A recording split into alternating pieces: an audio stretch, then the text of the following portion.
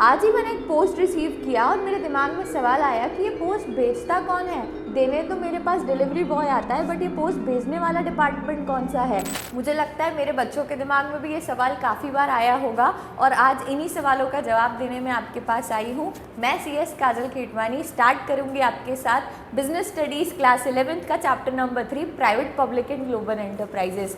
शुरू करने के पहले मैं आपको बताना चाहूँगी मिनिस्ट्री ऑफ कम्युनिकेशन हैंडल करती है हमारा पूरा पोस्ट ऑफिस डिपार्टमेंट और ये हमें शेयर करती है पोस्ट। हमने देखा होगा स्टैम्प्स काफ़ी बार आपकी फैमिली में हो सकता है कुछ लोग कलेक्ट भी करते हो, है ना। तो हम स्टार्ट करेंगे चैप्टर नंबर 3 जिसमें मैं आपको बताने वाली हूँ कि अलग अलग फॉर्म्स ऑफ पब्लिक ऑर्गेनाइजेशंस कौन से होते हैं, क्योंकि हमने चैप्टर नंबर 2 में तो पढ़ लिया था वेरियस फॉर्म्स ऑफ ऑर्गेनाइजेशंस के बारे में, जहाँ पर हमें बताया गया था sole proprietorship, partnership, cooperative society और हमारा हिंदू अनडिवाइडेड फैमिली और कंपनी। कंपनी में हमने प्राइवेट पब्लिक और इसके अलावा 1% कंपनी के बारे में पढ़ा था। बट स्टिल बहुत सारे फॉर्म ऑफ ऑर्गेनाइजेशंस ऐसे हैं प्राइवेटली भी, जो मैंने आपको बताया था कि आप आगे जाकर BBA BCom या ग्रेजुएशन में कुछ भी करेंगे तो आप उसे पढ़ने वाले हैं वहाँ पर, मेनली इनकम टैक्स के अंदर, ठीक है। बट आज हम बात करने वाले हैं हमारे चैप्टर नंबर 3 की, which is private public and global enterprises. Chapter number 3 बात करता है 3 प्राइमरी चीज़ों के बारे में, जिसमें से प्राइवेट सेक्टर के बारे में हम ऑलरेडी पढ़ चुके हैं। मैंने आपको 3 शब्द बताए थे, ownership, management and control. Own, management and control, जब ये तीनों शब्द यूज़ करेंगे तो उसके पीछे हमारे पास आता है अगर वो इंडिविजुअल करता है तो इंडिविजुअल करेगा तो हो जाएगा sole proprietor, group of person करेंगे तो हो जाएगा अलग अलग फॉर्म्स वापस से ना। कोऑपरेटिव सोसाइटी होगा जहाँ पर मिनिमम 10 लोग होंगे और पार्टनरशिप होगा जहाँ पर मिनिमम 2 लोग और मैक्सिमम हमारे 50 लोग होने वाले हैं। अभी चैप्टर 2 में ऑलरेडी पढ़ चुके हैं तो मैं रिपीट नहीं करने वाली हूँ, ठीक है। बट ब्रीफली मैं आपको बता देती हूँ कि हमने क्या क्या पढ़ा था। हमने पढ़ा था सोल प्रोप्राइटरशिप के बारे में, पार्टनरशिप के बारे में, जॉइंट हिंदू फैमिली के बारे में, कोऑपरेटिव सोसाइटी के बारे में और हमारी कंपनी के बारे में। MNC के बारे में हम इस चैप्टर में पढ़ने वाले हैं, गवर्नमेंट कंपनी के बारे में भी हम इस चैप्टर में पढ़ने वाले हैं। तो प्राइमरीली जो प्राइवेट फॉर्म्स ऑफ ऑर्गेनाइजेशंस होते हैं वो ये सब होते हैं, हम इसके बारे में ऑलरेडी जानते हैं। Sole proprietorship, one man army, ठीक है। पार्टनरशिप में हमने देखा था मिनिमम 2 मैक्सिमम 50 लोग होते हैं, 50 की लिमिट हमें दी है कंपनीज एक्ट ने। फिर जॉइंट हिंदू फैमिली की हमने बात की थी तो यहाँ पर एंसेस्ट्रल प्रॉपर्टी थी और मिनिमम 2 मेल्स थे, ठीक है। कोऑपरेटिव सोसाइटी में मिनिमम 10 मेंबर्स थे हमने देखा था। कंपनी में हमने देखा था प्राइवेट कंपनी में मिनिमम 2 मेंबर्स और मैक्सिमम 200 रहते हैं। पब्लिक में minimum 7 members, I am not talking about board of directors, I am talking about members, और मैक्सिमम अनलिमिटेड होते हैं। MNC के बारे में हम इस चैप्टर में देखने वाले हैं। तो ये सारी चीज़ें तो हम देख चुके हैं, MNC बचेगा वो इस चैप्टर के एंड में आने वाला है, ठीक है। स्टार्ट करेंगे पब्लिक सेक्टर से। पब्लिक सेक्टर की डेफिनेशन में भी आपको सेम वर्ड्स मिलने वाले हैं। बिजनेस एंटरप्राइज जिसे own, manage and control. Own मतलब मालिकाना अधिकार, पैसा लगाने वाला पर्सन, पैसा लगाने वाली पार्टी। मैनेजमेंट मतलब पूरा देखरेख करना और कंट्रोल मतलब डोमिनेंस रखना। कौन करता है? गवर्नमेंट करती है जिस सेक्टर में, उस सेक्टर को कहा जाता है पब्लिक सेक्टर। पब्लिक सेक्टर हमारे इंडिपेंडेंस के बाद से 1947 के बाद से ही हमारे पास बेसिकली एक ही सेक्टर था, पब्लिक सेक्टर ही था। इस पर हमारी डिपेंडेंसी बहुत ज़्यादा थी और इकोनॉमिक ग्रोथ नहीं थी ऐसे हमारे पास। फिर जब हमारे पास LPG आया 1991 में तो उसके बाद फाइनली काम हुआ प्राइवेटाइजेशन, लिबरलाइजेशन एंड ग्लोबलाइजेशन का। तो इस ड्यूरेशन में इकोनॉमी में ऐसे ग्रोथ नहीं देखी गई थी, इसीलिए हमने LPG लेकर आया था, न्यू इंडस्ट्रियल पॉलिसीज़ हम लेकर आए थे और बहुत सारी चीज़ें हम लेकर आए थे। बट पब्लिक सेक्टर बहुत पुराना है और बहुत पहले से चलता आ रहा है। अभी भी हम लोग पूरे तरीके से प्राइवेटाइज नहीं हो पाए और हम होना भी नहीं चाहेंगे, क्योंकि काफ़ी चीज़ें गवर्नमेंट के हाथ में ही अच्छी हैं, ठीक है। तो डेफिनेशन की बात करें अगर पब्लिक सेक्टर की, तो पब्लिक सेक्टर की डेफिनेशन हो जाएगी own, managed and controlled by government, ठीक है। दीज ऑर्गेनाइजेशन में भी पार्टली और wholly owned by the central और स्टेट गवर्नमेंट। मतलब गवर्नमेंट का मतलब यहाँ पर सिर्फ और सिर्फ सेंट्रल गवर्नमेंट नहीं है, स्टेट गवर्नमेंट भी हो सकती है, हमारी लोकल गवर्नमेंट भी हो सकती है। तो किसी भी टाइप की गवर्नमेंट की अगर ओनरशिप, मैनेजमेंट एंड कंट्रोल है तो उस सेक्टर को क्या बोलने वाले हैं हम? पब्लिक सेक्टर बोलने वाले हैं, ठीक है। इस फॉर्म ऑफ ऑर्गेनाइजेशन में हम बात करने वाले हैं प्राइमरीली 3 ही फॉर्म्स की, departmental undertaking, statutory corporation and हमारा गवर्नमेंट कंपनी। प्राइमरीली इस 3 के बारे में बात करेंगे। इसके अलावा भी हम बात करेंगे, बट मैं ब्रीफली आपको बता देती हूँ कि क्या होता है। जैसे मैंने आपको अभी डिपार्टमेंट के बारे में बताया था, डिपार्टमेंट ऑफ पोस्ट, ये आता है मिनिस्ट्री ऑफ कम्युनिकेशन के अंदर, जो हैंडल करता है हमारे पोस्ट ऑफिस को। तो ये हमारा आने वाला है डिपार्टमेंटल अंडरटेकिंग, मतलब वेरियस मिनिस्ट्रीज़ के बारे में जब हम बात करेंगे तो ये आएगा यहाँ पर। मैं आपको ब्रीफली बता रही हूँ एक एक करके। जैसे हमने चैप्टर नंबर 2 में पढ़ा था फीचर, मेरिट, डीमेरिट, वैसे ही हम यहाँ पर भी पढ़ने वाले हैं, कोई डिफरेंस नहीं रहेगा, बट मैं आपको ब्रीफ इंट्रोडक्शन अभी दे रही हूँ। जहाँ पर भी आप किसी मिनिस्ट्री की बात करते हैं वो आपका आने वाला है डिपार्टमेंटल अंडरटेकिंग में, जहाँ पर सेपरेट आइडेंटिटी है plus separate act of parliament, mark my words, separate act of parliament आएगा, वहाँ पर हमारा होने वाला है statutory corporation like RBI, SBI, LIC. मुझे लगता है ये नाम हमारे लिए नए नहीं है, हम जानते हैं नामों के बारे में ऑलरेडी। गवर्नमेंट कंपनी के बारे में हम ऑलरेडी पढ़ चुके हैं। कंपनी क्या था, एक वॉलंटरी ऑर्गेनाइजेशन था, तो यहाँ पर भी सेम ही है कंपनी, बट गवर्नमेंट कंपनी की जब हम बात कर रहे हैं तो 51% और मोर ओनरशिप किसकी है, गवर्नमेंट की, तो उसे क्या कहा जाएगा, गवर्नमेंट कंपनी कहा जाएगा। फॉर एग्जाम्पल रेल, RAIL, भेल, सेल, गेल, RVNL, बहुत सारी ऐसी कंपनीज हैं जो गवर्नमेंट कंपनीज में आती है। And I am sure, very sure, जैसे मिनिस्ट्री ऑफ हम बात करें कॉमर्स के बारे में, मिनिस्ट्री ऑफ कम्युनिकेशन के बारे में, मिनिस्ट्री ऑफ हम बात कर सकते हैं होम मिनिस्ट्री के बारे में, ये सारे वर्ड्स ना आपके लिए नए नहीं हैं, you already know these words, but हमें नहीं पता कि कहाँ पर आता है, वही बताने में आपको आई हूँ। और ये चैप्टर बहुत इंटरेस्टिंग है, चैप्टर 2 से थोड़ा छोटा है बट इंटरेस्टिंग चैप्टर है, इसके बारे में हम शुरू करते हैं। ठीक है, सबसे पहले हम देखने वाले हैं डिपार्टमेंटल अंडरटेकिंग के बारे में। डिपार्टमेंटल अंडरटेकिंग में हम जहाँ भी बात करेंगे तो यहाँ पर वेरियस डिपार्टमेंट्स की हम बात करने वाले हैं, और बात हो रही है पब्लिक सेक्टर की, तो डिपार्टमेंट कौन से आने वाले हैं, यहाँ पर गवर्नमेंट डिपार्टमेंट्स आने वाले हैं। गवर्नमेंट डिपार्टमेंट्स के अलावा यहाँ पर कुछ नहीं आएगा। एक बार डेफिनेशन देख लेते हैं। डेफिनेशन सबसे पहले शुरू हो रही है हमारी oldest and most traditional form से। जल्दी जल्दी मुझे कमेंट बॉक्स में बताना, प्राइवेट फॉर्म में हमने ये वर्ड कहाँ पढ़ा था, कौन से फॉर्म ऑफ ऑर्गेनाइजेशन के लिए पढ़ा था कि this is one of the most oldest and traditional form of organisation. So जहाँ पे हमने देखा था प्राइवेट सेक्टर के बारे में। ठीक है, वैसे ही अगर हम बात करें पब्लिक सेक्टर की, तो पब्लिक सेक्टर में oldest and most traditional form हमारा क्या आने वाला है, डिपार्टमेंटल अंडरटेकिंग आने वाला है। 1 मार्क क्वेश्चन में ये पूछा जा सकता है ना, कि पब्लिक सेक्टर में one of the oldest form of organisation कौन सा है, तो आप क्या लिखेंगे, डिपार्टमेंटल अंडरटेकिंग। और प्राइवेट में वन ऑफ द ओल्डेस्ट कौन सा है, आप मुझे बताने वाले कमेंट बॉक्स में जल्दी जल्दी। ठीक है, इसके बाद ये जो ऑर्गेनाइजेशन है ये अलग अलग डिपार्टमेंट्स ऑफ मिनिस्ट्री करती है। आप ध्यान दीजिएगा, अभी सरकार चल रही है मोदी सरकार। ठीक है, मोदी सरकार में हमारे PM हैं वो कौन है, हमारे मोदी जी हैं। क्या वही अकेले रिस्पॉन्सिबल होंगे सारा काम करने के लिए? वो अकेले ही होम मिनिस्ट्री भी देख ले, हेल्थ मिनिस्ट्री भी देख ले, पोस्ट मिनिस्ट्री भी देख ले, रेलवे भी देख ले? क्या ऐसा पॉसिबल है प्रैक्टिकली? नहीं पॉसिबल है। तो वो क्या करेंगे, अलग अलग डिपार्टमेंट्स के मिनिस्टर्स बनाएंगे जो वो डिपार्टमेंट को हेड करने वाले हैं। जिसे वो हेड करने वाले हैं वो हो जाएगी मिनिस्ट्री। तो गवर्नमेंट जब अपना काम खुद ना करते हुए डेलीगेट कर देती है अपने रिस्पॉन्सिबल मिनिस्टर्स को, वो आ जाता है हमारे अंडरटेकिंग्स में, विच इज़ डिपार्टमेंटल अंडरटेकिंग। सरकार मेरी ही है, डिपार्टमेंट्स मेरे ही हैं, बट मैंने क्या किया, डिपार्टमेंट्स में काम डेलीगेट कर दिया, क्योंकि एक पर्सन सारा काम नहीं देख सकता। Is it clear to you all?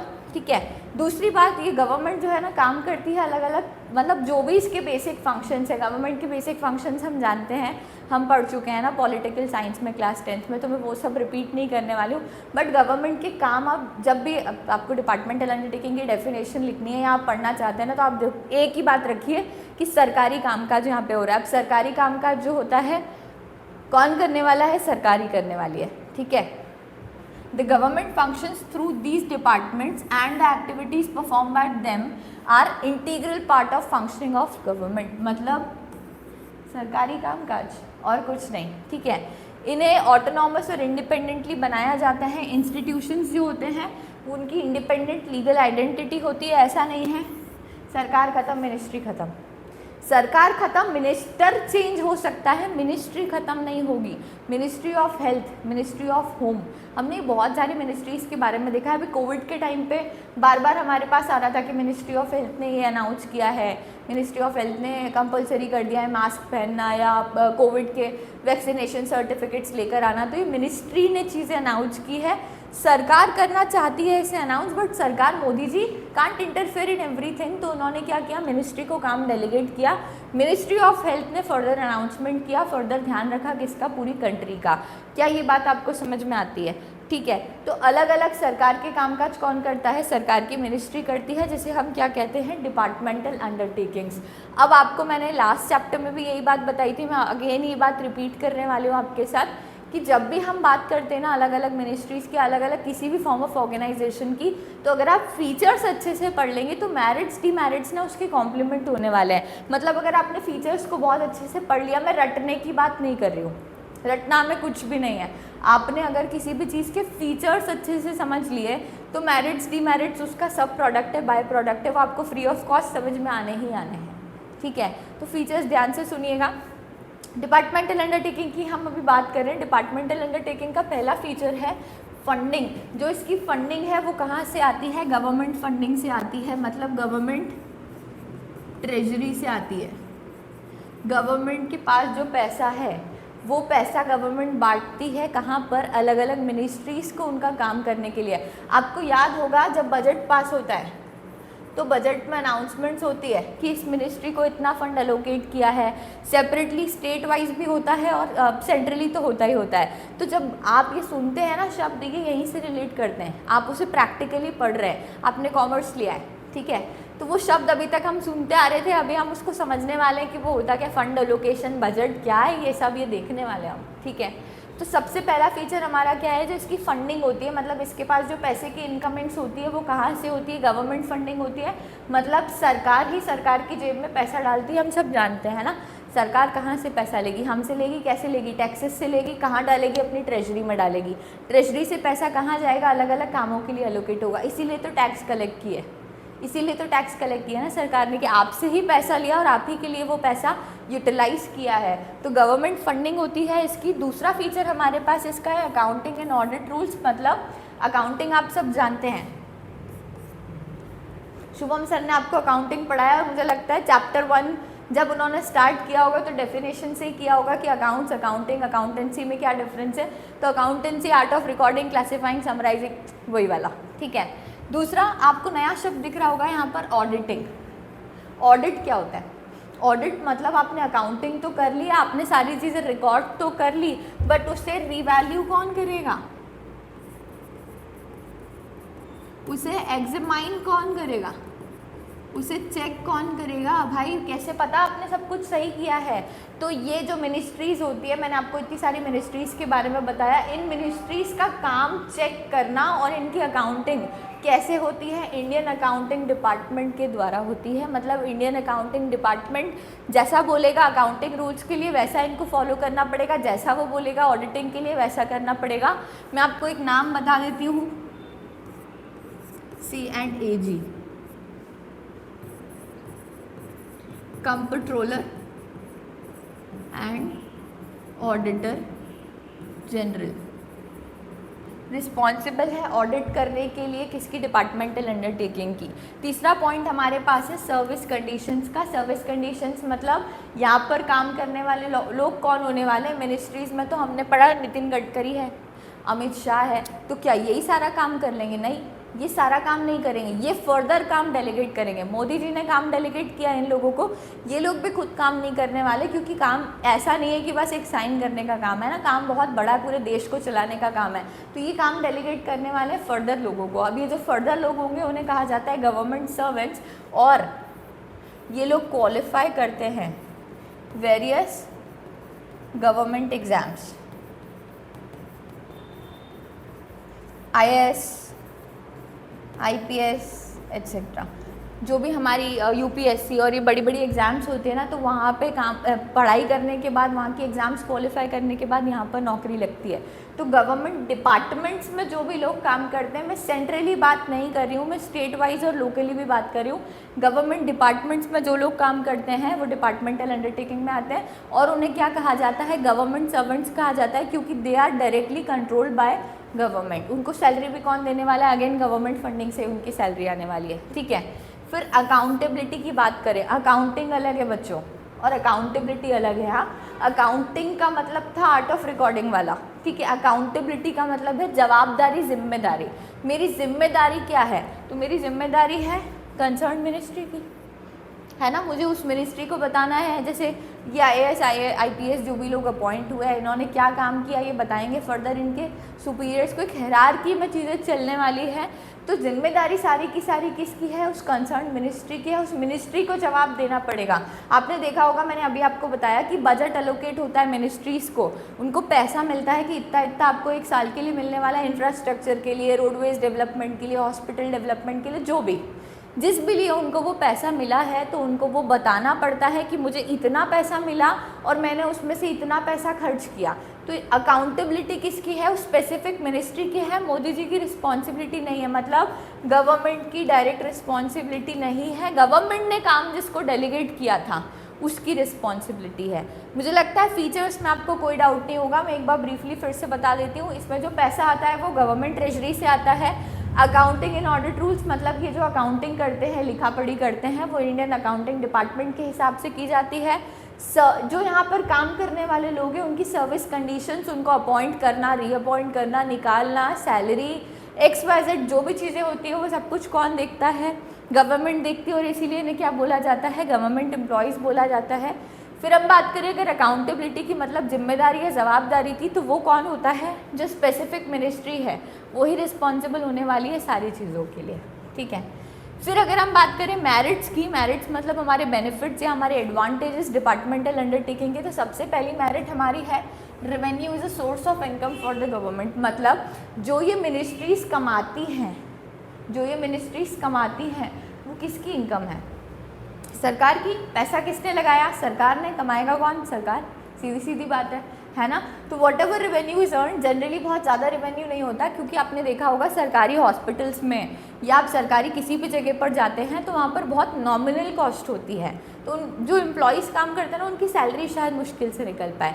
Corruption वाली बात अलग है, करप्शन अंडर द टेबल वाली बात अलग है। मैं फ़िलहाल आपसे ओवर द टेबल वाली बात कर रही हूँ। ओवर द टेबल वाली बात मतलब जो रजिस्टर्ड फीस है, जो डिसाइडेड फीस है, जैसे आप अपना मूल निवासी पत्र बनवाने गए या इनकम सर्टिफिकेट बनवाने गए, मुझे लगता है 50 रुपये से भी कम फीस है ना। आप सरकारी हॉस्पिटल्स में गए, 5 रुपये की पर्ची कटती है यार इनिशियली। काम बढ़ा है, अमाउंट थोड़ा बढ़ सकता है, 50 रुपये तक जा सकता है, 100 रुपये तक जा सकता है, बट इतना कुछ नहीं होता। इनफैक्ट कोविड के टाइम पे भी जो लोग कोरोना पॉजिटिव आए थे तो उन लोगों के यहाँ पे घर घर जाके सरकार दवाइयाँ पहुँचा रही थी, है ना। तो एज सच कोई बड़ा रेवेन्यू नहीं होता गवर्नमेंट का, बहुत नॉमिनल रेवेन्यू है, बट जो भी है मेरा है, जो भी है मेरा है, मतलब जो भी कमाया वो सरकार का है, क्योंकि खर्चा करने वाला कौन था, सरकार। तो अब उससे कमाएगा भी कौन, सरकार, ठीक है। सेकेंड पॉइंट हमारा अकाउंटेबिलिटी की। अकाउंटेबिलिटी का मैंने आपको जस्ट अभी मीनिंग बताया था, रिस्पॉन्सिबिलिटी, जवाबदारी, है ना, जिम्मेदारी। तो जनरली ये जो मिनिस्ट्रीज़ होती हैं वो रिस्पॉन्सिबल होती हैं क्योंकि हमने उनको एक स्पेसिफिक काम दिया है।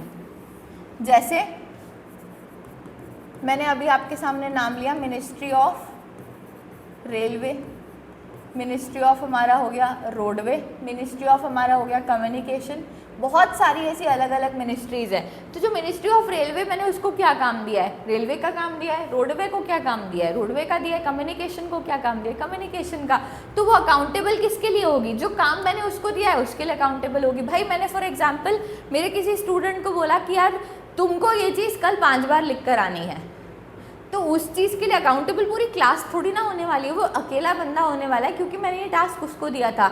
या मैंने किसी को, मम्मी ने आपको काम दिया, यार मम्मी ने आपको काम दिया बाज़ार जाएगा तो यार 1 किलो आलू लेते आना, तो उस आलू लाने के लिए आप जिम्मेदार हो, पापा या आपका भाई या आपकी बहन जिम्मेदार नहीं है, क्योंकि काम किसको दिया था, आपको दिया था।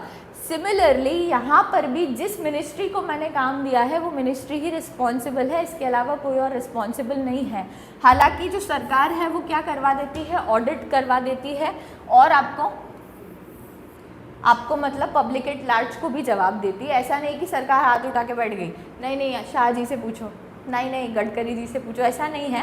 पब्लिक अकाउंटेबिलिटी के लिए मतलब जनता के टूवर्ड्स जवाबदारी के लिए सरकार ऑडिट करवा देती है। ऑडिट का मतलब मैंने आपको जस्ट अभी बताया, चेकिंग, ठीक है।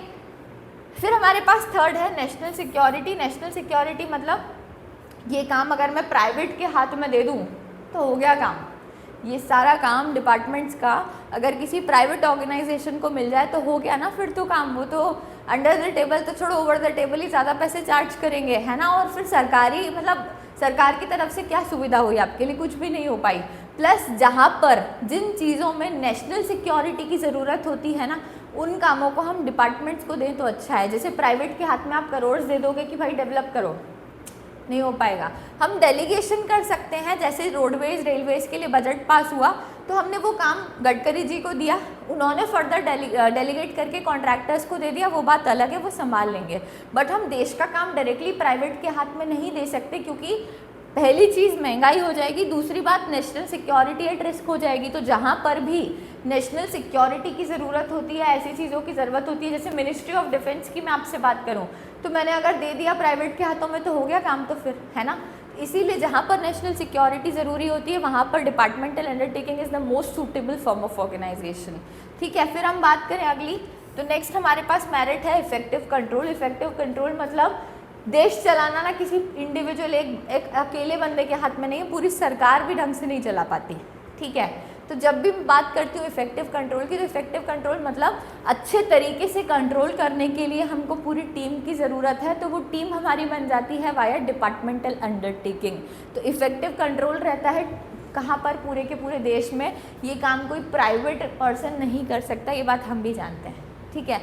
तो डिपार्टमेंटल अंडरटेकिंग एक इफेक्टिव फॉर्म ऑफ ऑर्गेनाइजेशन है जहाँ पर डायरेक्ट एंड सेंट्रलाइज कंट्रोल रहता है किसका, हमारी सरकार का, ठीक है। फिर नेक्स्ट हमारे पास है इसकी कुछ डीमेरिट्स। मैंने आपको बोला था फीचर्स याद रखेंगे, मेरिट डीमेरिट ऑटोमेटिक याद हो जानी है आपको, ठीक है। नेक्स्ट हमारे पास है डीमेरिट। इसमें सबसे पहला हमारे पास है lack of flexibility. Lack of flexibility मतलब हम अपने हिसाब से ईजी डिसीजंस नहीं ले सकते, मतलब इतना ईजी नहीं है डिसीजंस लेना। आपको क्या लगता है कि काम डेलीगेट करना इतना आसान है कि यार मैंने बोला आ जाओ तुम काम कर लो और काम हो जाएगा, नहीं। मुझे पूरे उसके लिए ना कॉन्ट्रैक्ट्स निकालने पड़ते हैं, कोटेशंस निकालने पड़ते हैं, टेंडर्स निकालने पड़ते हैं, तब जाके काम होता है। उसमें से एक मैं सूटेबल सिलेक्ट करूँ, बहुत लेंदी प्रोसीजर है। प्लस फ्लेक्सिबिलिटी नहीं है। फ्लेक्सिबिलिटी नहीं है मतलब मैंने आपको भी बताया था मैरिट्स में भी हायरार्की फॉलो हो रही है, तो हायरार्की में ना चीज़ें बहुत स्लो हो जाती है काम करने में। ऊपर से जवाब आएगा तो बात आगे बढ़ेगी, है ना। जवाब ही नहीं आया तो बैठे रहो फिर। तो फ्लेक्सिबिलिटी नहीं है मतलब मैं अपने मन के मुताबिक काम नहीं कर सकता, फ्लेक्सिबल काम नहीं है। दूसरी बात डिले इन डिसीजन मेकिंग। भाई एक हायरार्की फॉलो हो रही है, सुनिएगा, एक हायरार्की फॉलो हो रही है। एक हायरार्की फॉलो होने के लिए अगर लोअर लेवल को कुछ डिसीजंस लेने हैं तो उसको मिडिल से पूछना पड़ेगा। मिडिल अपर से पूछेगी, अपर बोलेगी मैं गडकरी जी से पूछूं, वो बोलेंगे मैं मोदी जी से पूछूं। ये जवाब ऐसे ऐसे करके कब मेरे पास आएगा, जब तक मैं सवाल ही भूल जाऊँगा। तो जो डिसीजन मेकिंग है वो कैसी है, थोड़ी सी स्लो है, ठीक है। Delay in decision making generally यहाँ पर होता है। फिर हमारे पास है पॉलिटिकल इंटरफेरेंस मतलब पार्टी चेंज, काम भी बदल जाएगा। जैसे हमने मध्य प्रदेश में ही देखा था कि काफ़ी सारी स्कीम्स थी पहले, अभी भी हैं, अभी भी बहुत सारी स्कीम्स हैं, बट सरकार के बदलने के कारण काफ़ी बार वो स्कीम्स भी चेंज हो जाती हैं। सरकार बदली, स्कीम्स चेंज हो गई, डिपार्टमेंट वही है, डिपार्टमेंट नहीं हट सकता, डिपार्टमेंट वैसा ही है, बट स्कीम्स बदल गई या उन्होंने अपनी टर्म्स एंड कंडीशंस चेंज कर दी। ऐसी बहुत सारी चीज़ें होती है। तो कहीं ना कहीं क्या होता है, पॉलिटिकल इंटरफेरेंस होता ही होता है। मतलब सरकार डायरेक्टली अपनी मिनिस्ट्री में चाहे तो इंटरफेयर कर सकती है, जिस वजह से आम जनता को भुगतान करना पड़ सकता है। तो political interference hinders the efficient working. Efficient working हम पढ़ के आए थे मैरिट्स में, हमको वहाँ पर बताया था काम बहुत अच्छा होता है, सारा काम सेंट्रलाइज्ड है, बट ये सेंट्रलाइज काम ना एक पॉलिटिकल पार्टी के चेंज होने के बाद बिगड़ सकता है। तो पॉलिटिकल इंटरफेरेंस के कारण ही काम इफेक्टिव नहीं रहने वाला है, ठीक है। फिर हमारे पास है रेड टेपिज्म। ये शब्द आपके लिए हो सकता है नया हो। रेड टेपिज्म को आप याद रख सकते हैं हमारे 2.5 किलो का हाथ से तारीख पे तारीख। मतलब ये जो काम है ना, इसमें ऐसा रहता है कि यार अभी उस टेबल पे चले जाओ, उस टेबल पे चले जाओ, कल आना, परसों आना, तारीख पे तारीख, तारीख पे तारीख, तारीख पे तारीख, ऐसा जनरली होता है। रेड टेपिज्म का मतलब होता है कि यहाँ पर ना बहुत ज़्यादा करप्शन तो है ही है और कोई प्रॉपर चैनल्स ऑफ अथॉरिटी हमारे पास नहीं है। प्रॉपर चैनल्स ऑफ अथॉरिटी मतलब अगर सामने वाले बंदे को काम नहीं आता तो वो काम डेलीगेट कर देगा कि यार इससे नहीं उससे पूछ लो, उससे नहीं उससे पूछ लो। SBI में हम जानते हैं ऐसा होता है जनरली, या तो लंच ही से लेगा या फिर वो आपको ऐसे ऐसे करके कहीं ना कहीं टेबल्स पे भेजते रहेंगे कि ये करते रहो। तो रेड टेपिज्म बेसिकली हमारा होता है लेंदी प्रोसेस, या फिर हम बोल सकते हैं डिलेड डिसीजंस। याद रखने का तरीका आपको याद रहेगा क्योंकि नया शब्द है, तारीख पे तारीख, तारीख पे तारीख, ठीक है। फिर इसके बाद हमारा एक और डिसएडवांटेज है ब्यूरोक्रेसी। ब्यूरोक्रेसी मतलब जो प्रोसेस है ना वो बहुत कॉम्प्लेक्स है। Generally red tapism and bureaucracy साथ में ही आता है। तो ब्यूरोक्रेसी का मतलब बहुत कॉम्प्लेक्स प्रोसीजर है, ऐसे एक बार में सीधा सॉर्ट नहीं हो जाता, यहाँ पे साइन करा और काम खत्म। इस टेबल पे जाओ, उससे पूछो, वो बताएगा, फिर उसके बाद मेरे पास आना, मैं एक पेपर साइन करके दूंगा, फिर वो साइन यहाँ पर लेकर जाना। ये हमने देखा है गवर्नमेंट डिपार्टमेंट्स में जनरली होता है। और गवर्नमेंट डिपार्टमेंट्स के काम से ना आप तो मुझे लगता है अभी आपका पाला नहीं पड़ा होगा ऐसे डिपार्टमेंट से, बट अपने पेरेंट्स से ही पूछेंगे, एक मूल निवासी पत्र बनाने का ही काम बोलेंगे तो बोलेंगे यार नहीं यार, जब फ्री होऊंगा तब ये काम करूँगा, बहुत टाइम पास है। तो ये क्या है? Red tapism and bureaucracy. यहाँ पर हमारी डीमेरिट्स भी खत्म हो जाती है हमारे डिपार्टमेंटल अंडरटेकिंग की। सेकेंड फॉर्म ऑफ ऑर्गेनाइजेशन हमारे पास है स्टैट्यूटरी कॉर्पोरेशन। स्टैट्यूटरी कॉर्पोरेशन में खास बात यह है कि इसके लिए एक ना अलग से एक्ट बनाया जाता है। मैंने आपको बताया था जैसे RBI है, SBI है, LIC है, इनके लिए ना एक अलग से स्पेशल एक्ट बनाया है।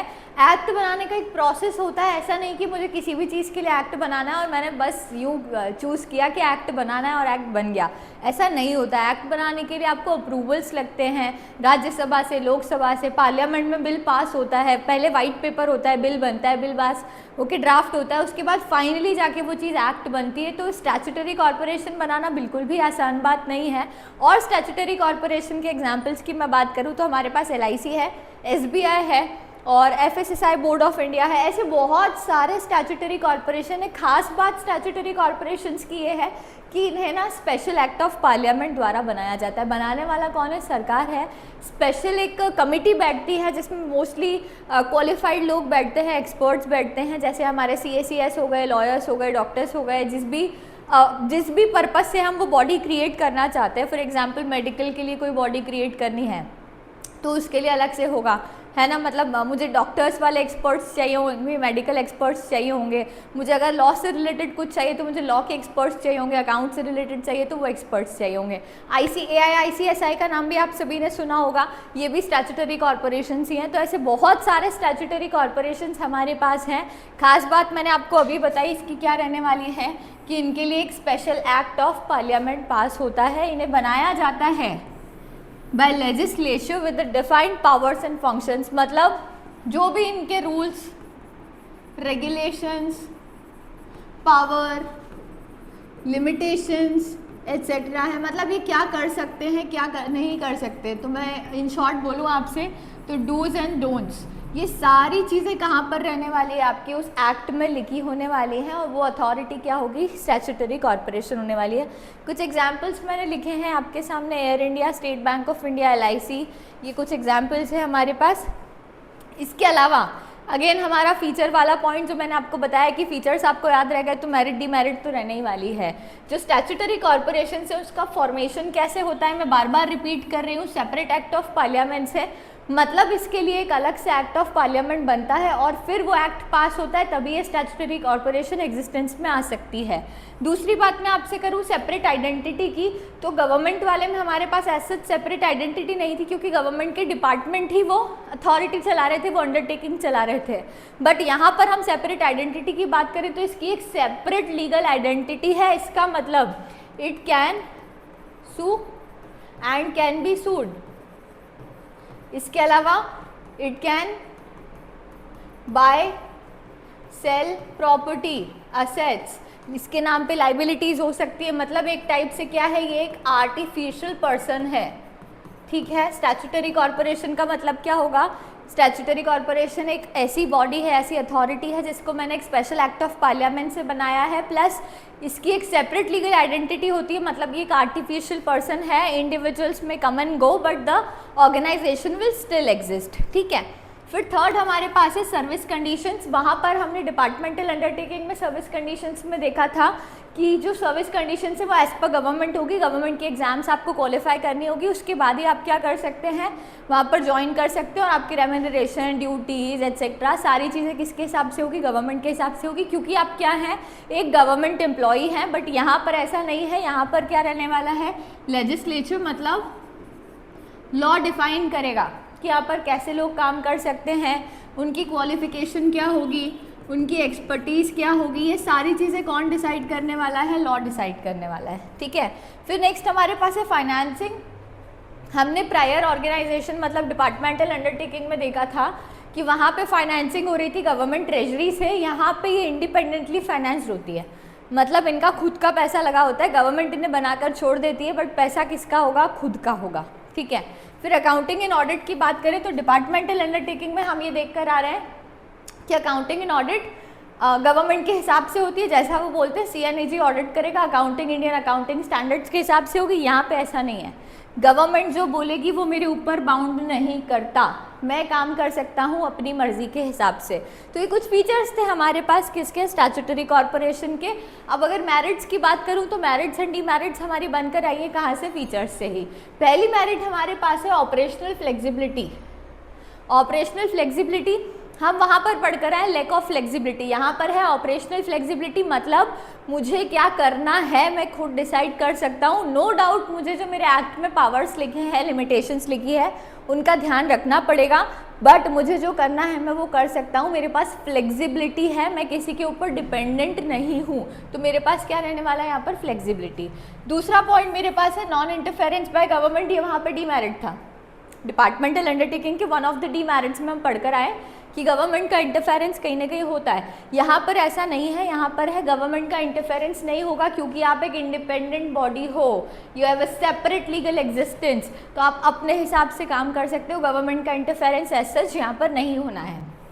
फिर तीसरी चीज़ हमारे पास है valuable instrument for economic growth. जैसे मैंने आपसे बात की LIC की, मैंने आपसे बात की RBI की।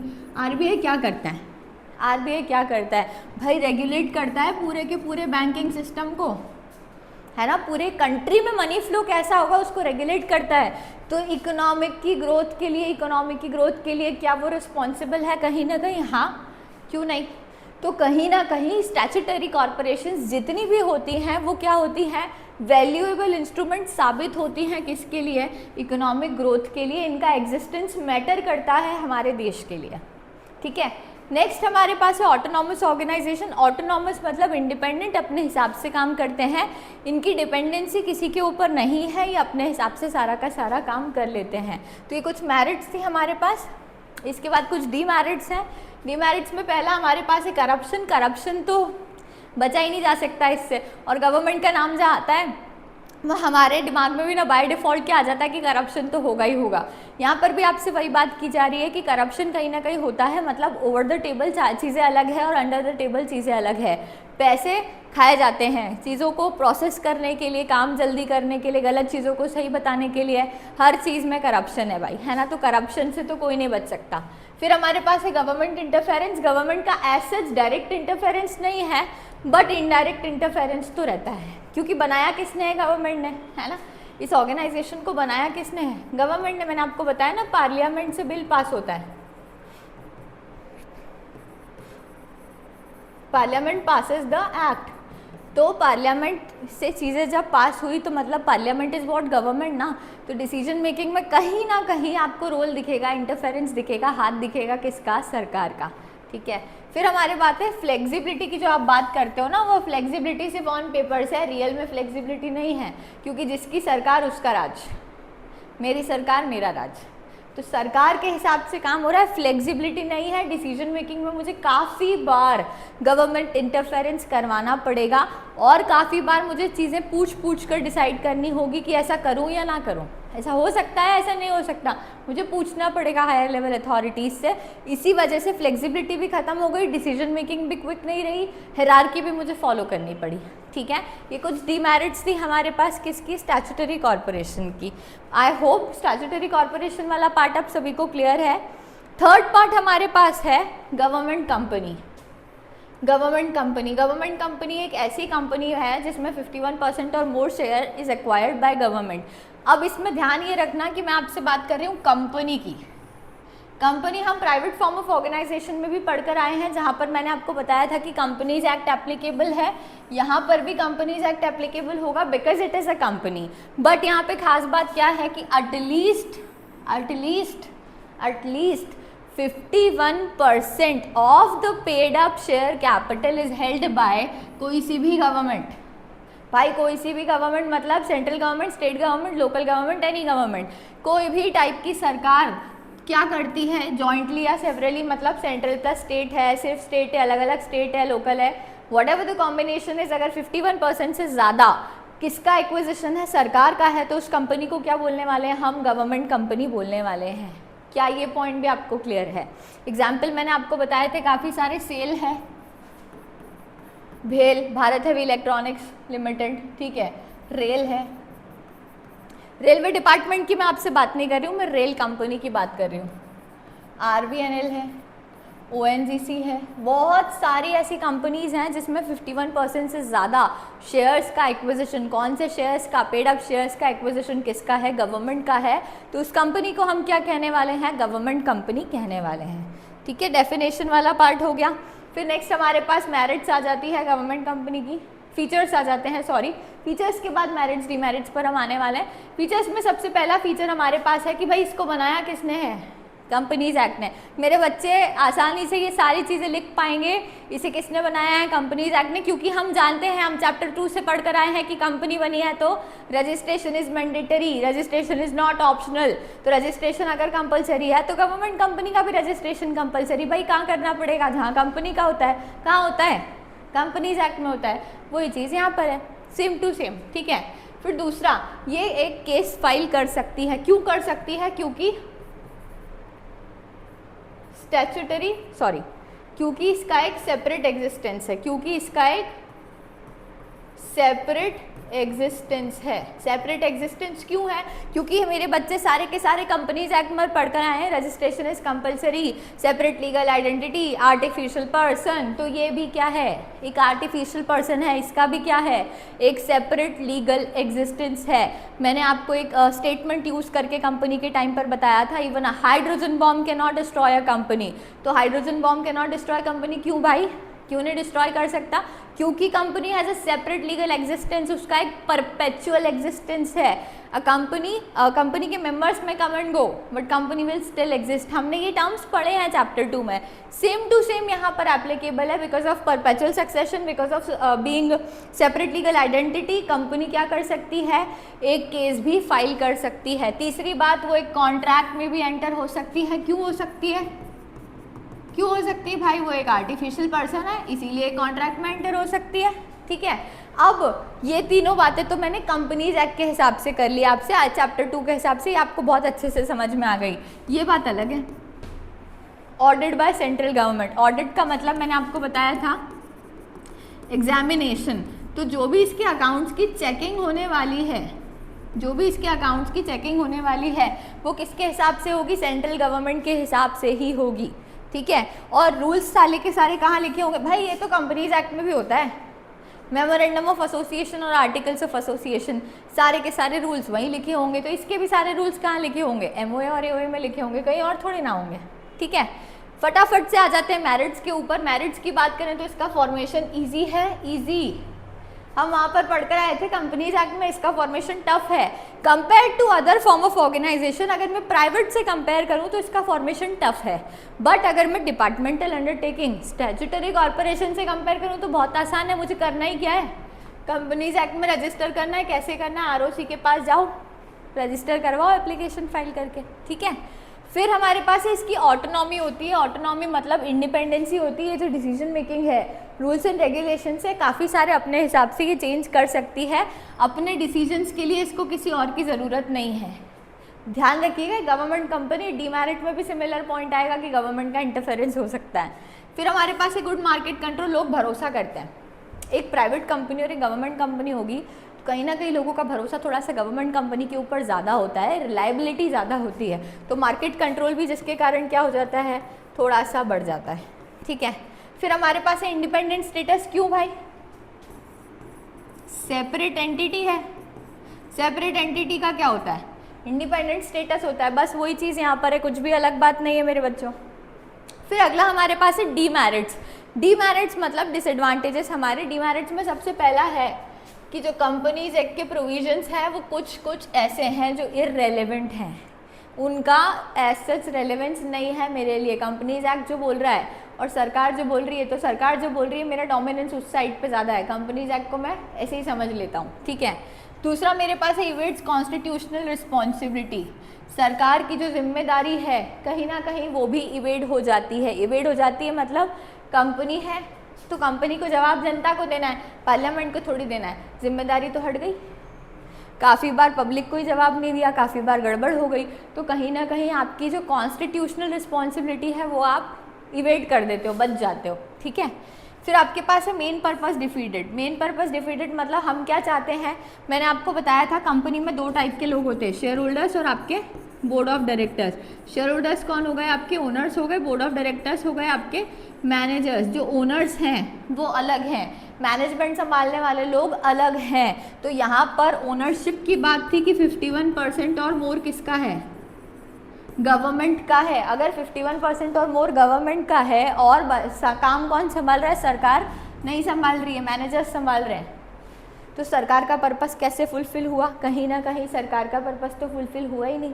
तो इसीलिए ओनरशिप अलग है और बोर्ड ऑफ डायरेक्टर्स अलग है, मैनेजमेंट अलग है। इस वजह से क्या प्रॉब्लम होता है कि जो सरकार का मेन पर्पस था वो तो पूरा हो ही नहीं पाया। ठीक है, क्या यहाँ तक किसी को कोई भी डाउट है? क्या यहाँ तक मुझे लगता है सारे पॉइंट्स अभी बच्चों को क्लियर होंगे, कोई भी डाउट नहीं होगा। नेक्स्ट हमारे पास है ग्लोबल एंटरप्राइजेस। ग्लोबल एंटरप्राइजेस को हम MNCs या मल्टीनेशनल कॉरपोरेशंस या मल्टीनेशनल एंटरप्राइजेस के नाम से भी जानते हैं, और ये नाम भी आपके लिए कोई नया नहीं है, आप सब जानते हैं। कोक यहाँ की कंपनी नहीं है, कोक बाहर की कंपनी है। ज़ारा, गुची, बहुत सारे ऐसे ब्रांड्स हैं जो इंडियन कंपनीज नहीं हैं, फॉरेन की हैं, बट हम भी उन्हें यूज़ करते हैं। हम कौन है? होस्ट कंट्रीज़, और जहाँ की वो हैं, ओरिजिनेट जहाँ से होती है उसे कहा जाता है होम कंट्रीज़। तो ऐसी कंपनीज़ जो कि अपनी कंट्री के अलावा, डोमेस्टिक कंट्री के अलावा कहीं और भी जाकर बिजनेस करती है, उसे क्या कहा जाता है? ग्लोबल एंटरप्राइजेस या फिर मल्टीनेशनल कॉरपोरेशंस या फिर मल्टीनेशनल एंटरप्राइजेस। तो MNCs बेसिकली क्या होती है? बहुत बड़ी ऐसी कॉरपोरेशंस, बहुत बड़ी ऐसी कॉरपोरेशंस जो कि क्या करती हैं? अलग अलग कंट्रीज़ में जाकर काम करती हैं। नंबर ऑफ़ कंट्रीज़ में इनका बिजनेस फैला हुआ रहता है। ये एक जगह काम नहीं करती है, मल्टीपल जगह पर अपना काम करती है। ये एक्सपांड करती हैं अपने साइज़ को, अलग अलग प्रोडक्ट्स लेकर आती हैं, एडवांस टेक्नोलॉजीज़ लेकर आती हैं, जिससे कि ये कहीं ना कहीं अपना प्रोडक्ट इन्फ्यूज़ कर सकें कहाँ पर? फॉरेन मार्केट्स में। ठीक है, तो ग्लोबल ऑर्गेनाइजेशंस को हम क्या कहने वाले हैं? ऐसी ऑर्गेनाइजेशंस जो बहुत बड़ी होती हैं और जिनका नेटवर्क कहाँ फैला होता है? बहुत सारी कंट्रीज़ में फैला होता है। हम इसकी ब्रांचेस को क्या भी कहते हैं? Their branches are also called as majority owned foreign affiliates, MOFA। ये आपके NCERT में टर्म दिया होगा, हो सकता है, बाकी आप अगर रेफरेंस बुक से पढ़ते हैं तो टर्म नहीं है। ठीक है, अब इसके फीचर्स की बात करें तो फीचर्स सबसे पहले हमारे पास क्या है? इसमें बहुत सारे कैपिटल रिसोर्सेस होते हैं। भाई सोच कर बताओ, अगर मैं एक कंट्री में काम करती हूँ तो पैसा कम लगेगा, और छोटे लेवल पे जाते हैं। मैं एक सिटी में काम करती हूँ, एक विलेज में काम करती हूँ, या एक जगह पर काम करती हूँ, मेरा नेटवर्क कम है, पैसा कम लगेगा। एक्सपांड करना है, नेटवर्क बढ़ गया, पैसा ज़्यादा लगेगा। और एक्सपांड करना है, स्टेट्स पर जाना है, अगेन पैसा बहुत ज़्यादा लगने वाला है। जब मैं इंपोर्ट एक्सपोर्ट की बात कर लूँ आपसे, मतलब मुझे फॉरेन जाना है, दूसरी कंट्री जाना है, तो पैसा और ज़्यादा लगना है। तो इनका कैपिटल रिसोर्सेज कैसे होते हैं? बहुत ज़्यादा होते हैं, मतलब खर्चा भी ज़्यादा है और पैसा इन्फ्यूज़ भी बहुत ज़्यादा करते हैं, मतलब कैपिटल रिक्वायरमेंट्स भी इनकी ज़्यादा होती हैं। हैंस ये हो सकता है एक कंट्री से पैसा ना उठाते हो, मल्टीपल कंट्रीज से भी ये पैसा उठा सकते हैं। फिर हमारे पास है एडवांस टेक्नोलॉजी। भाई कोई भी ना आउटडेटेड टेक्नोलॉजी को नहीं चाहता, हम भी चाहते हैं। तो हम क्या चाहते हैं? हमारे पास मॉडर्न चीज़ें हो, मॉडर्न टेक हो, सारी चीज़ें मॉडर्न हो। तो उसी के हिसाब से इनकी भी जो टेक्नोलॉजी होती है वो कैसी होती है, अप टू डेट होती है, मॉडर्न होती है, एडवांस्ड होती है, ठीक है। फिर ये फॉरेन कोलैबोरेशन करते हैं, ये है ही क्या, मल्टीनेशनल कंपनी। तो ये करती क्या है, फॉरेन कोलैबोरेशन किसके बीच में करती है, होम कंट्री, मतलब फॉर एग्जांपल इंडियन कोई ब्रांड है, ये बाहर जाना चाहता है मल्टीपल कंट्रीज़ में, ये यूएसए जाना चाहता है, कनाडा जाना चाहता है, और दूसरी जगह हम ले लेते हैं पाकिस्तान जाना चाहता है ना, कहीं भी जाना चाहता है, तो ये सारी इसकी कौन हो जाती हैं, होस्ट कंट्रीज़ हो जाती हैं। तो इसके फॉरेन कोलैबोरेशंस कैसे होते हैं, होस्ट कंट्रीज़ के साथ होते हैं, अलग अलग चीज़ों को लेकर हो सकते हैं, रिसोर्सेज को, ब्रांड को, प्रोडक्ट को, मल्टीपल चीज़ें हो सकती है इसके अंदर, ठीक है। फिर नेक्स्ट हमारे पास है मार्केटिंग स्ट्रैटेजीज। मतलब यार आप खुद सोचो कि अगर आज हम कोल्ड ड्रिंक का नाम लेते हैं तो सबसे पहला नाम हमारे मन में आता है कोक, है ना। ब्रांड्स की बात करें, अगर मैं कपड़ों में, बैग्स वगैरह में बात करूं तो ज़ारा और ये सारी चीज़ें मेरे पास सबसे पहले नाम आती है। इंडिया की कंपनीज तो नहीं है, ये फॉरेन कंपनीज है। तो इन्होंने ऐसा क्या किया कि मेरे मन में सबसे पहला नाम इन्हीं का आता है। बर्गर खाने की बात करूं तो मैकडी का नाम सबसे पहले आएगा। क्यों भाई, आप ऐसे पिंटू बर्गर तो नाम नहीं लेते, है ना, या किसी लोकल कैफ़े का नाम तो नहीं लेते, आप इन्हीं का नाम क्यों ले रहे हो, क्योंकि इन्होंने मार्केटिंग इस तरीके से की है कि आप इनके फ़ैन हो। तो इनकी जो मार्केटिंग स्ट्रैटेजीज़ होती हैं वो बहुत अच्छी होती हैं। एडवर्टाइजिंग, सेल्स प्रमोशन ये बहुत ज़्यादा लेवल पे करते हैं, किस लिए कि भाई शॉर्ट पीरियड में लोग मुझे जान जाएँ, टाइम कम लगे और नॉलेज ज़्यादा फैले, कम्युनिकेशन ज़्यादा से ज़्यादा हो, ठीक है। फिर सेकेंड बात हमारे पास है प्रोडक्ट इनोवेशन। प्रोडक्ट इनोवेशन मतलब ये अपने प्रोडक्ट को हर बार कुछ नया करके लेकर आना चाहते हैं ताकि आप इनसे अट्रैक्ट हो, और इनको प्रोडक्ट में भी चेंजेस लेकर आने पड़ते हैं। फॉर एग्जांपल अगर मैं किटकैट की बात करूँ, किटकैट नेस्ले का ही है मुझे पता है, ठीक है, बट मैं एग्जाम्पल आपको कोट कर रही हूँ प्रोडक्ट इनोवेशन के लिए। किटकैट की बात करूँ या डेयरी मिल्क की मैं आपसे बात करूँ, कैडबरी का डेयरी मिल्क आता है, तो वैलेंटाइंस के टाइम पे उस पर पॉप आउट हार्ट आ जाता है ना। हमारे मैचेस चलते हैं तो वो क्रिकेट के हिसाब से वहाँ पे आ जाता है। ये क्या है, प्रोडक्ट इनोवेशन, कि आप अट्रैक्ट हो ज़्यादा से ज़्यादा उस प्रोडक्ट को ख़रीदने के लिए। तो फॉरेन कंपनीज़ भी यही ज़्यादा से ज़्यादा करती है, अपने प्रोडक्ट में इनोवेशंस लेकर आती है, उनके डिज़ाइन में या उनके फीचर्स में, ताकि वो अट्रैक्टिव दिखे, आप अट्रैक्ट हो जाओ और आप उन्हें खरीदो, ठीक है। फिर नेक्स्ट हमारे पास है सेंट्रलाइज कंट्रोल। कहाँ से, होम कंट्री से। होम कंट्री मतलब जहाँ की मैं ओरिजिनेटेड हूँ, जहाँ से मैं ओरिजिनली हूँ, वहीं का कंट्रोल एंड डोमिनेंस रहने वाला है, भले ही मैं 100 कंट्रीज़ के बीच में काम करूँ, ठीक है। फिर हमारे पास है जॉइंट वेंचर। नेक्स्ट हमने अभी देख लिया, मैं आपको फास्ट ट्रैक बता देती हूँ, फीचर्स देख लिए हमने एमएनसी के। अब हम बात कर रहे हैं जॉइंट वेंचर की। एमएनसी क्या था, मल्टीनेशनल कंपनी जो एक से ज़्यादा कंट्रीज़ के बीच में काम करती है। फिर हमारे पास है जॉइंट वेंचर। जॉइंट वेंचर में हम बेसिकली बात करते हैं पार्टनरशिप के जैसी, है ना। बट पार्टनरशिप किसके बीच में थी, 2 या 2 से ज़्यादा लोग जब साथ में मिलकर काम करते हैं तो वो पार्टनरशिप होती है। पार्टनरशिप एक्ट वहाँ पर एप्लीकेबल होता है। बट हम यहाँ पर बात कर रहे हैं 2 या 2 से ज़्यादा ऑर्गेनाइजेशंस, 2 या 2 से ज़्यादा बिजनेस साथ में मिलकर जब काम करते हैं तो उसे क्या कहा जाता है, जॉइंट वेंचर कहा जाता है। ये प्राइवेट हो सकते हैं, गवर्नमेंट हो सकते हैं, फॉरेन हो सकते हैं, किसी भी टाइप के 2 या 2 से ज़्यादा अगर बिजनेस साथ में मिलकर कोलैबोरेशन कर रहे हैं, काम कर रहे हैं कॉमन पर्पस के लिए, तो उसे क्या कहने वाले हैं हम, जॉइंट वेंचर, ठीक है।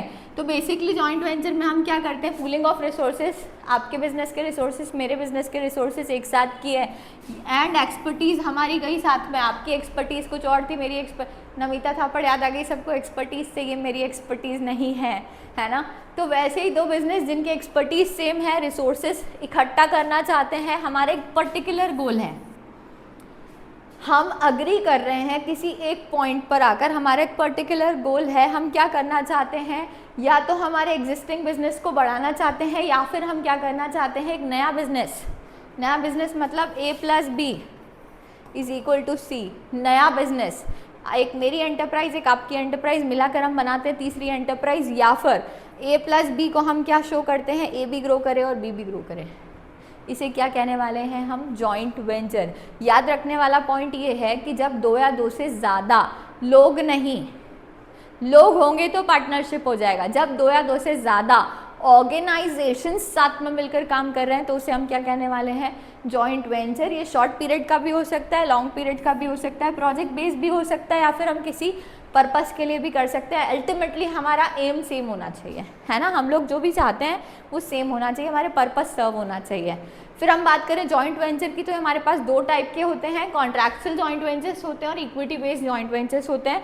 जो कॉन्ट्रैक्चुअल जॉइंट वेंचर्स होते हैं इसमें हम क्या करते हैं, new jointly owned entity is not created, हम एक नई एंटिटी नहीं क्रिएट कर रहे हैं, हम क्या कर रहे हैं, सिर्फ एग्रीमेंट कर रहे हैं साथ में काम करने का। A and B agreed to work together, A and B agreed to work together, they are not working for C. हमारा मिला के एक नया ऑर्गेनाइजेशन नहीं, हम नई ऑर्गेनाइजेशन क्रिएट नहीं कर रहे हैं, हम क्या कर रहे हैं, साथ में किसी सेम पर्पस के लिए काम कर रहे हैं। The parties do not share ownership to the businesses, जो तेरा है वो तेरा है, जो मेरा है वो मेरा है, मेरा तेरा नहीं है और तेरा मेरा नहीं है।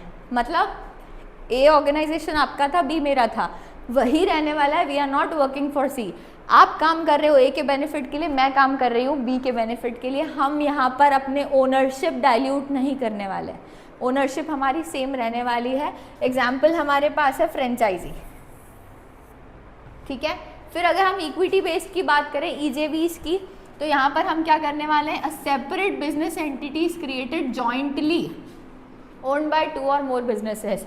मतलब A plus B is equal to C होने वाला है। यहाँ पर सिर्फ ए और बी का कोलैबोरेशन हुआ था, काम हो सकता है हम सेम करें बट कॉन्ट्रैक्ट बेसिस पे हम काम कर रहे हैं। यहाँ पर हमने इक्विटी ओनरशिप डाइल्यूट किया है हमारा, ठीक है।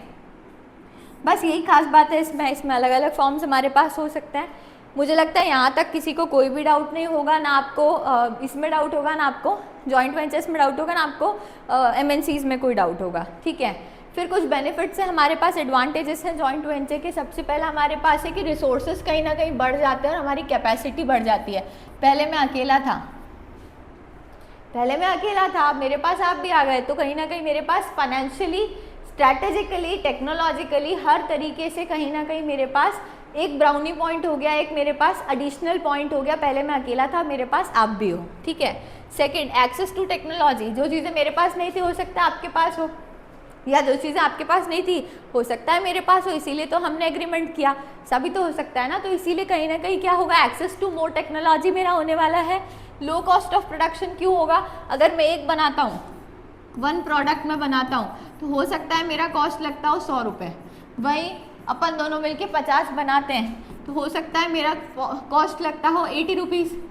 अगर हम मिलकर बनाते हैं 100 तो हो सकता है मेरा कॉस्ट लगे 50 रुपये, है ना। तो कहीं ना कहीं जब प्रोडक्शन का लेवल बढ़ जाएगा तो कॉस्ट क्या होने वाली है, कम होने वाली है। क्योंकि कॉस्ट की जब हम बात करते हैं तो हमारे पास फिक्स कॉस्ट भी होती है और वेरिएबल कॉस्ट भी होती है। इसके बारे में डिटेल में आपसे कभी और डिस्कस करूंगी। बट फिक्स कॉस्ट एक प्रोडक्ट पे भी सेम लगती है और 100 पे भी सेम लगती है, तो कहीं ना कहीं मेरा बर्डन कम हो जाएगा, हम साथ में मिलकर काम करेंगे तो, ठीक है। नेक्स्ट हमारे पास है एस्टेब्लिश ब्रांड नेम। मतलब हो सकता है आपका बिजनेस बड़ा हो तो मेरा ब्रांड नेम आपके साथ काम करने के हिसाब से बढ़ जाए, है ना, मेरा गुडविल आपके साथ काम करने के बाद बढ़ जाए, या मेरे प्रोडक्ट को लोग ऑलरेडी जानते हो, आपको इतना नहीं जानते हो, बट आपके पास रिसोर्सेज दूसरे बहुत ज़्यादा है और हम कोलैबोरेशन कर लें तो आपके वजह से मेरा और मेरे वजह से आपका बिजनेस भी चलने लगे, तो कहीं ना कहीं आपको एक एस्टेब्लिश ब्रांड नेम मिल जाता है। जैसे एग्जाम्पल की बात करूँ, ए बहुत बड़ा ब्रांड है, इसके साथ कोलैबोरेशन हो रहा है बी का, तो बी का भी थोड़ा सा प्रमोशन हो जाएगा, ठीक है। फिर हमारे पास है इनोवेशन। इनोवेशन मतलब कहीं ना कहीं कुछ नया देखने को मिलता है। आप अभी तक कहीं ना कहीं एक्सपर्टीज़ में, स्किल्स में, टेक्नोलॉजी में, हर चीज़ में अभी तक अपने ही दिमाग से सोच पा रहे थे, आपके ही लोग सिर्फ उसके लिए काम कर रहे थे, बट किसी और के साथ काम करने के बाद हो सकता है आपको कुछ एडिशनल मिले, कुछ इनोवेटिव आप खोज सकें। तो ये कुछ रहने वाले हमारे जॉइंट वेंचर के benefits. Last but not the least, PPP, most important and most interesting, public private partnership. यहाँ पर पब्लिक और प्राइवेट एंटिटीज़ क्या कर रही हैं, साथ में पार्टनरशिप कर रही हैं, दोनों एंटिटीज़ साथ में मिलकर काम करना चाहती है। तो जब दो एंटिटीज़ जिसमें एक पब्लिक है और एक प्राइवेट है साथ में मिलकर काम करेंगी तो इनकी कॉपरेशन, इनके एग्रीमेंट को हम क्या कहने वाले हैं, PPP। PPP, private public enterprise, public private enterprise, ठीक है। इसमें allocation of resources, risk return, सारी चीज़ें जॉइंट ही रहने वाली हैं। कुछ फीचर्स है हमारे पास PPP के कुछ फीचर्स है। सबसे पहला है allocation of risk. Allocation of risk मतलब रिस्क का बंटवारा। यहाँ पर रिस्क एंड रिटर्न्स कैसे होने वाले हैं, जॉइंटली शेयर्ड होने वाले हैं, क्योंकि ये एक पार्टनरशिप है, ये एक पार्टनरशिप है, ठीक है। फिर दूसरी बात, इंश्योर्स इकोनॉमी, इकोनॉमी मतलब कॉस्ट मेरी कम पड़े, ऑप्टिमम यूटिलाइजेशन,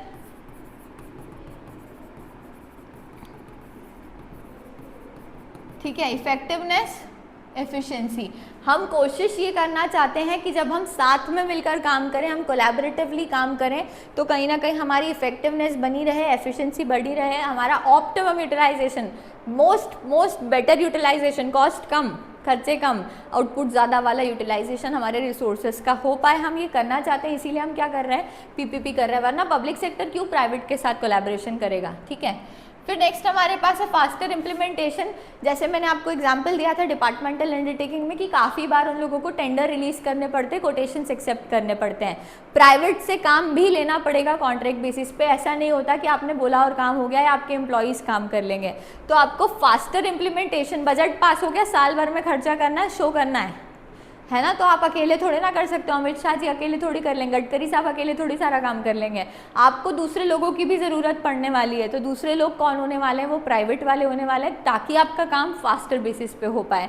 इसका एक एग्जाम्पल मैं आपको दे देती हूँ। जैसे आपने देखा होगा हम लोग इधर जाते हैं, रोडवेज पर जाते हैं, तो टोल टैक्स कलेक्ट करने के लिए जो बैठे होते हैं, काफ़ी बार आपको टोल पर ना प्राइवेट एंटिटीज़ वाले लोग देखने को मिलेंगे जो कॉन्ट्रैक्ट बेसिस पे काम करते हैं, वो गवर्नमेंट एम्प्लॉयज़ नहीं होते हैं। तो toll tax is the road tax which is collected by government, paid by us, है ना। पे हम कर रहे हैं, कलेक्ट गवर्नमेंट कर रही है, बट जो गवर्नमेंट कलेक्शन ऑफ टैक्सेस कर रही है वो खुद नहीं कर रही, गवर्नमेंट एम्प्लॉयज़ नहीं बैठे हैं वहाँ पे ठेका दिया हुआ है, कोटेशन लिया हुआ है, टेंडर प्राइवेट व्यक्ति से कि आप क्या कर लीजिए, ये संभाल लीजिए, ठीक है। एक और example, Delhi metro line PPP का बेस्ट एग्जाम्पल रहने वाला है ना। दिल्ली मेट्रो लाइन जब बनी तो पीपीपी के थ्रू ही बनी, ठीक है। इसमें आपको कोई और डाउट हो तो आप पूछ सकते हैं। चैप्टर नंबर 3 हमारा private public and global enterprises यहाँ पर फिनिश होता है। और कोई भी डाउट है आप कमेंट बॉक्स में पूछ सकते हैं, कुछ एडिशनल पॉइंट्स अगर आप चाहते हैं या कोई चीज़ रिपीट में और एग्जाम्पल्स के साथ आप सुनना चाहते हैं तो बिल्कुल आप पूछिएगा। And do like, share and subscribe. Thank you so much, जल्दी मिलते हैं नेक्स्ट चैप्टर के साथ।